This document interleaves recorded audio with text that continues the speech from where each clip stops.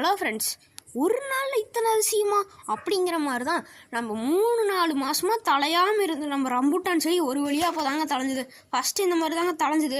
அப்புறம் 2-3 மாதமாக அப்படியே இருந்துச்சுங்க. பாருங்க, நல்லா கொழுந்துட்டு எப்படி செழிப்பாக வந்திருக்குதுன்னு.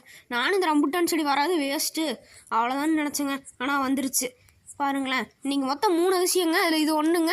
அடுத்து பாருங்கள், 2வது அதிசயம். நம்ம வீட்டில் ஒரு வாட்டர் ஆப்பிள் செடி வச்சுருந்தேங்க. அதை அப்படியே அரைக்கி போட்டப்போ ஒரு வேறு குச்சியை மட்டும் எடுத்து நட்டு வச்சேங்க. இந்த இடத்துல பார்த்தீங்கன்னா எப்பவுமே ஈரம் இருக்கும், நிழலான பகுதி, அதனால தலைஞ்சு வந்துருச்சு. யாருமே இது நம்ப மாட்டீங்க, ஏன்னா யூடியூப்பில் வரது முக்கால்வாசி போயிருந்தாங்க நினைப்பீங்க.